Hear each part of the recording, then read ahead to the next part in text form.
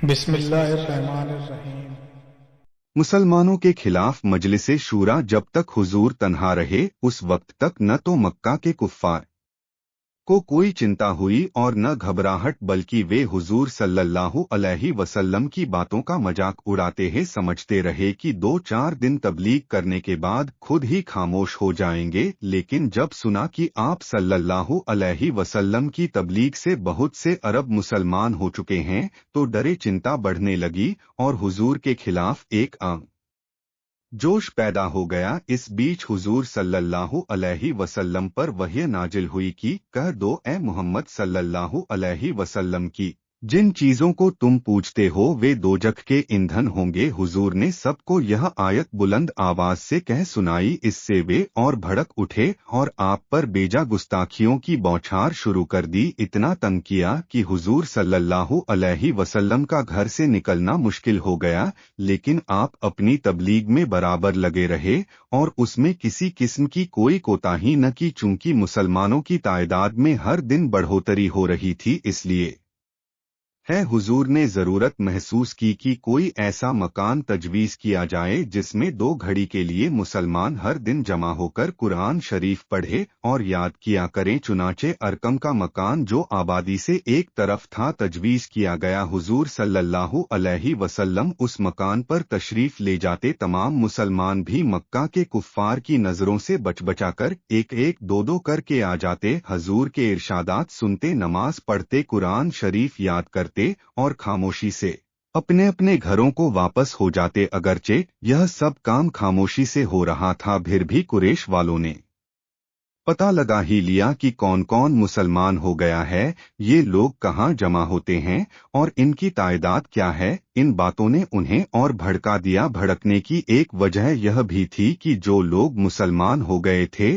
ان میں سے زیادہ تر ان کے غلام تھے یا ان کے غریب رشتہ دار تھے۔ اس گھبراہٹ میں انہوں نے تمام قبیلوں کے سرداروں کو مشورے کے لیے بلا لیا۔ مجلس شورا کا اجلاس شروع ہوا۔ ابو جہل میٹنگ کا سردار بنا۔ ابو لہب نے کھڑے ہو کر کہا، بھائیو، آج ہم سب اس لیے جمع ہوئے ہیں کہ ہمارے مذہب کو ٹھیس لگائی جا رہی ہے، ہمارے مذہب کو برا بھلا کہا جا رہا ہے۔ جن بتوں کو ہم اور ہمارے باپ دادا پوجتے آ رہے ہیں اب ان کو ذلیل کیا جا رہا ہے۔ اب آپ لوگ اس کی روک تھام کا اپائے سوچیں۔ ابو لہب کے بعد ابو سفیان کھڑا ہوا اور اس نے کہا، ہمارے لیے کتنے شرم کی بات ہے کہ ہمارے سامنے ہمارے معبودوں کو برا بھلا کہا جائے اور ہم چپ چاپ بیٹھے دیکھا کریں۔ کیا ہم اتنے نامرد، بزدل اور بے حس ہو گئے ہیں کہ ہمارے معبودوں کو ذلیل کیا جائے اور ہمارا کھن نہ کھولے؟ اگر ہماری بے حسی اس حد تک ہو گئی تو ہم کو زندہ رہنے کا حق نہیں ہے۔ یا تو جوش و غیرت سے اٹھو، اپنے بتوں کی برائی کرنے والوں کا خاتمہ کر دو، یا اپنے ہاتھ سے اپنے گلے کاٹ کر مر جاؤ۔ ابو سفیان کا تعلق بنو امیہ خاندان سے تھا۔ بنو امیہ بنو ہاشم کے مقابلے کا تھا۔ یہ اموی یہ کیسے دیکھ سکتا تھا کہ ایک ہاشمی کا اثر بڑھے؟ حضور صلی اللہ علیہ وسلم ہاشمی تھے، اس لیے ابو سفیان نے بھڑکانے والی تقریر کر کے لوگوں کے دلوں کو گرما دیا۔ ہر طرف سے آوازیں آنے لگیں، ہم کیوں مریں؟ اپنے معبودوں کو رسوا کرنے والوں کا خاتمہ ہی کیوں نہ کر دیا جائے؟ حضرت عمر نے کھڑے ہو کر کہا، ٹھہرو، سوچ سمجھ کر باتیں کرو۔ کیا تم یہ نہیں جانتے کہ ہمارے معبودوں کو جھوٹا قرار دینے والا، بت پرستی کی برائی کرنے والا محمد صلی اللہ علیہ وسلم ہے، جو قبیلہ بنی ہاشم سے ہے؟ قبیلہ بنی ہاشم قریش میں سب سے زیادہ عزت دار قبیلہ ہے۔ تمام قبیلے اس قبیلے کا احترام کرتے ہیں۔ اگر کسی آدمی نے محمد صلی اللہ علیہ وسلم کو قتل کر ڈالا تو بنی ہاشم کا خاندان ان کا انتقام لینے کے لیے ایڑی چوٹی کا زور لگا دے گا۔ ہاشمیوں کے ساتھی قبیلے ان کا ساتھ دیں گے۔ نتیجہ یہ ہوگا کہ ایک بار پھر تمام عرب میں لڑائی کی چنگاریاں بھڑک اٹھے گی اور یہ کوئی نہیں جانتا کہ اس لڑائی کا نتیجہ کیا ہوگا، کتنے خاندان برباد ہو جائیں گے اور کتنے قبیلوں کا خاتمہ ہو جائے گا۔ ابو جہل نے حضرت عمر سے پوچھا، तो क्या हम मोहम्मद सल्लल्लाहु अलैहि वसल्लम से कुछ न कहें? अपने माबूदों की तौहीन इसी सरगर्मी के साथ करने दी जाए। उमर बोले, कम से कम मैं यह नहीं चाहता कि वह कत्ल कर दिए जाएं, इससे बड़े फितने के पैदा होने का खतरा है, बल्कि मुनासिब यह है कि उन्हें समझाओ, उन पर सख्तियां करो, लेकिन कत्ल न करो। और जो लोग मुसलमान हो गए हैं उनके साथ क्या व्यवहार किया जाए? अबू जहल ने पूछा, वे जिन लोगों के रिश्तेदार या गुलाम हैं वही लोग उन पर इस कदर सख्तियां करें, वे नए धर्म से मुंह फेर कर फिर अपने माबूदों की ओर लौट आएं। उसने मशविरा दिया। वलीद बिन मुगिराह ने कहा, मशविरा तो मुनासिब है, मैं इस तजवीज पर इतना और बढ़ाता हूं कि जो लोग मुसलमान हो गए हैं उन पर सबके सामने सख्तियां की जाएं ताकि दूसरों को सबक मिले और फिर मुसलमान होने की हिम्मत न कर सकें। अब्बास बिन वाइल सहमी ने कहा, मेरे ख्याल में यह तजवीज मुनासिब है। इस वक्त जो लोग मुसलमान हुए हैं उनमें ज्यादातर गुलाम और मुफलिस हैं। जब उन पर सख्तियां होंगी तो वे अपने बाप दादा के मजहब की तरफ लौटेंगे, और चूंकि लोगों को उनकी हालत देखकर सबक मिलेगा इसलिए फिर कोई नए मजहब को अख्तियार न करेगा। सब ने इस तजवीज की जोरदार तायीद की और सबन की राय से यही तय पाया कि मुसलमानों पर सबके सामने इतनी सख्तियां की जाएं कि वे मजबूर होकर इस्लाम छोड़ दें और अपने बाप दादा का मजहब पकड़ लें। इस तजवीज के बाद उत्बा बिन रबिया ने कहा, अब उन लोगों के नाम बता दिए जाएं जो मुसलमान हो गए हैं। अबू जहल ने कहा, मैं ने जहां तक हो सका मुसलमानों की सूची तैयार कर ली है, इसमें सिर्फ एक दो ही ऐसे असरदार बुजुर्ग हैं जिनका हम कुछ नहीं बिगाड़ सकते हैं, वरना सब के सब हमारे काबू के हैं और हम उन पर भरपूर सख्तियां कर सकते हैं। जो नाम मुझे इस वक्त तक मालूम हो सके हैं मैं बताता हूँ। हजरत खदीजा रजी अल्लाहु अन्हा, हजरत अबू बकर सिद्दीक रजी अल्लाहु अन्हु, हजरत अली रजी अल्लाहु अन्हु, हजरत उस्मान रजी अल्लाहु अन्हु। ये लोग कुरैश के शरीफों में से हैं और इन लोगों पर सख्तियां करना मुश्किल है। एक बूढ़े आदमी ने खड़े होकर कहा, इसमें से एक उस्मान है जो मेरा भतीजा है, अगर उसने इस्लाम न छोड़ा तो उसे मारते मारते मार डालूंगा।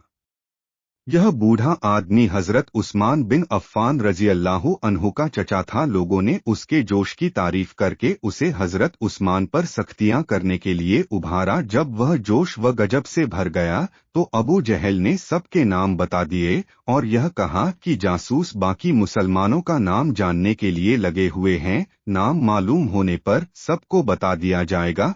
फिर यह तय करने को कहा कि किस दिन से सख्तियां शुरू की जाएं। अबू सुफियान ने कहा, देर करने की जरूरत नहीं है, कल से सब लोग सख्तियां शुरू कर दें और इस बढ़ते हुए फितने को जितनी जल्द मुमकिन हो दबा दें। सब ने इस तजवीज की तायीद की। फिर मजलिसे शूरा खत्म हो गई, लोग उठे और अपने अपने घरों को रवाना हो गए। यह वह मजलिसे शूरा थी जिसने तमाम कबीलों में मुसलमानों के खिलाफ नफरत व हिकारत और जोश व गजब की लहर दौड़ा दी थी। मुसलमानों को इस साजिश का पता न था, अगर उन्हें मालूम हो जाता तो बिल्कुल मुमकिन था कि उन पर वे आजमाइशें न आती जो बाद में आई। बहरहाल अल्लाह को यह मंजूर था, इसलिए उन्हें मालूम न हो सका।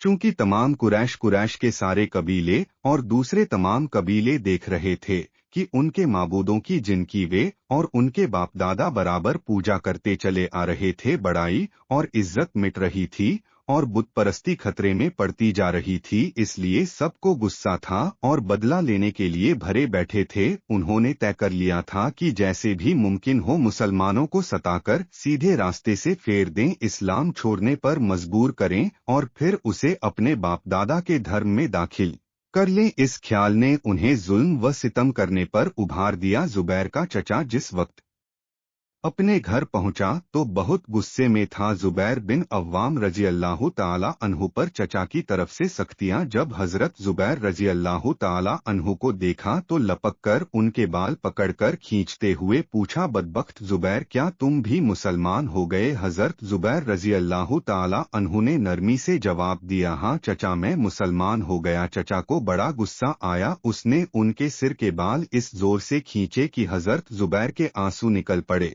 बोला, ए खानदान की नाक कटाने वाले, तुम मुसलमान क्यों हो गए हो? अगरचे हजरत जुबैर बिन अव्वाम रजी अल्लाह ताला अन्हु जवान थे, ताकतवर थे, चाहते तो चचा को उठाकर फेंक देते, लेकिन वह अपने चचा का एहतराम करते थे। अपने बुजुर्ग की शान में गुस्ताखी की हिम्मत न हुई, धीरे से बोले, ए चचा, इस्लाम तौहीद की तालीम देता है। मैं अपने हाथों से तराशे हुए पत्थर के खुदाओं को छोड़कर उस खुदा का परस्तार बन गया हूँ जो दुनिया का पैदा करने वाला है और जिसके हुक्म के बगैर जर्रा भी हरकत नहीं कर सकता। उनके चचा को बड़ा गुस्सा आया। उसने कहा, सुन, कान खोल कर सुन, या तो तू इस्लाम छोड़ दे वरना मैं तुझे ऐसी सख्त सजा दूं कि लोग तेरी हालत पर अफसोस करेंगे। हजरत जुबैर ने कहा, ए चचा, और जो आप फरमा दें दिल व जान से कबूल करने को तैयार हूं, पर इस्लाम को छोड़ दूं यह मुझसे न हो सकेगा। यह सुनकर उनके चचा को तैश आ गया। उसने कहा, तेरी ऐसी जुर्रत, अच्छा देखूं तू कैसे इस्लाम को न छोड़ेगा। यह कहते ही बूढ़े ने हजरत जुबैर को खजूर की चटाई में लपेट दिया और उन्हीं कपड़े की मशाल बनाकर उसे जलाया और हजरत जुबैर की नाक में धुआं देना शुरू किया। जब तक मुमकिन हुआ हजरत जुबैर ने सांस रोके रखा, लेकिन कब तक रोकते आखिर न रोक सके और दिमाग में पहुंचा, इसलिए आपको बड़ी तकलीफ हुई। अगर आप धुएं की तरफ से मुंह फेरना चाहते तो जालिम चचा उनके सर के बाल पकड़कर फिर धुएं की तरफ कर देता। धुएं से इतनी तकलीफ पहुंची कि आप पर घी की हालत तारी हो गई। उनके चचा ने उनकी यह हालत देखकर आपसे कहा, बदबख्त जुबैर, अब भी कुछ नहीं बिगड़ा, तू तौबा कर, इस्लाम को छोड़ और अपने बाप दादा की तरफ मुड़। अगरचे आपको सख्त तकलीफ हो रही थी, धुएं का जहर दिल दिमाग में भर गया था, लेकिन इस्लाम का ऐसा खुमार न था जो इस धुएं से उतर जाता। आपने फरमाया, ए चचा, अगर आप मुझे धुआं देकर मार भी डालेंगे तब भी मैं इस्लाम को नहीं छोड़गा। बूढ़े को उनके जवाब पर ताज्जुब भी हुआ और गुस्सा भी इस कदर आया कि अपने हाथ अपने दांतों से काटने लगे। उसने कहा, देखूंगा कि कब तक तू इस्लाम को नहीं छोड़ेगा। यह कहकर उसने धुआं और नाक के करीब कर दिया। इस धुएं से हजरत जुबैर को इतनी तकलीफ हुई कि आप बेहोश होकर गिर गए, पर जालिम चचा को बेहोश भतीजे पर भी रहम न आया। वह बैठ गया और बराबर धुआं देता रहा, यहाँ तक कि कपड़ा जल कर राख हो गया और वह भी थक गया। थक कर उसने जुबैर को छोड़ दिया। हजरत जुबैर दुनिया और उसकी तमाम चीजों से बेखबर बेहोश पड़े थे। न किसी ने उन्हें उठाया, न होश में लाने की कोशिश की। जिस वक्त हजरत जुबैर पर यह सख्ती गुजर रही थी, उस वक्त हजरत उस्मान बिन अफ़्फ़ान रजी अल्लाह ताला अन्हु को उनके चचा ने बुलाकर पूछा, बेटे, क्या यह सच है कि तू भी मुसलमान हो गया है? हजरत उस्मान ने जवाब दिया, हाँ चचा, यह सही है। यह सुनकर उनके चचा को गुस्सा आ गया। उसने कहा, कमबख्त, तू अनदेखे खुदा को पूजता है, बेवकूफ, अपने बाप बाबा के मजहब को छोड़कर नए मजहब का पुजारी बन गया है। या तो इस मजहब को छोड़ दे वरना मैं तुझे कत्ल कर दूंगा। हजरत उस्मान ने कहा, चचा, क्या तुम जानते हो कि जिस आदमी ने तमाम उम्र अंधेरे में गुजार दी और अब उसे रोशनी मिल गई हो, वह रोशनी छोड़कर फिर अंधेरे में जा पड़े। एक अक्लमंद आदमी कभी ऐसा नहीं कर सकता। उनके चचा को इस पर गुस्सा आ गया और उसने कहा, अच्छा, तू अंधेरे से उजाले में आ गया है, देख, यह रोशनी ही तेरी मौत का पैगाम है। यह कहकर उसने हजरत उस्मान रजी अल्लाह ताला अन्हु को खजूर की रस्सियों से जकड़कर दुर्रे से बेदरे पीटना शुरू कर दिया और इतना पीटा कि आपका बदन लहूलुहान हो गया। हजरत उस्मान रजी अल्लाह ताला अन्हु पिटते रहे, तमाम बदन जख्मी हो गया। सख्त तकलीफ हुई। आपने तकलीफ बर्दाश्त करने के लिए होठों को दांतों में दबा लिया, आ तो आह उफ तक भी न किया और इस्लाम को छोड़ने का वसवसा तक पैदा न हुआ। आपने अगर कहा तो सिर्फ यह कि मेरे जिस्म के टुकड़े कर डालो, लेकिन यह न होगा, हरगिज न होगा कि मैं इस्लाम को छोड़ दूं। मैं जिंदगी की आखिरी सांस तक मुसलमान रहूंगा। उनका चचा इस बात पर और भी बिगड़े और उसने पूरी ताकत लगाकर हजरत उस्मान को मारना शुरू किया। चमड़े का कोड़ा था, बदन के जिस हिस्से पर पड़ता था खाल उधेड़ देता था। तमाम बदन जख्मों से चूर था और जिस्म के मुख्तलिफ हिस्सों से खून का फव्वारा उबल रहा था। संगदिल से संगदिल को उनकी इस हाल पर रहम आ जाता। अगर रहम न आया तो उनके जालिम चचा को वह बराबर आपको मारता रहा, यहाँ तक कि आप बेहोश होकर गिर पड़े। चचा बोला, अब इसे ले जाकर एक कोठरी में बंद कर दो, फिर उसको सजा दी जाएगी। गुलामों ने हजरत उस्मान गनी को ले जाकर एक अंधेरी कोठरी में बंद कर दिया। दूसरे दिन फिर उन्हें निकाला और मारना शुरू कर दिया। को आपके चचा ने उस वक्त तक मारा जब तक उसके हाथ में ताकत रही। जब वह थक गया तब छोड़ा। आज तमाम मक्के में जोश था, कुफ्फार गलीगली फिर रहे थे। आज के दिन मुसलमानों पर सख्तियां होनी थीं। हर आदमी अपने अपने मुलाजिमों की खोजबीन में घर से बाहर निकला था। मुसलमान कमजोर थे, बेबस थे। मक्के का बच्चा बच्चा उनका दुश्मन था। उन्होंने ख्वाब में भी यह न सोचा था कि उन पर मक्का के वही बाशिंदे इतनी सख्तियां करेंगे। वे दरिंदगी और बर्बरता का निशाना बनने लगे और उन पर इंतहाई जुल्म व सितम किए जाने लगे। इंशाअल्लाह सीरीज का अगला हिस्सा कल पोस्ट किया जाएगा। आप हजरात से इल्तेजा है, इसे ज्यादा से ज्यादा शेयर करें और अपनी राय भी दे।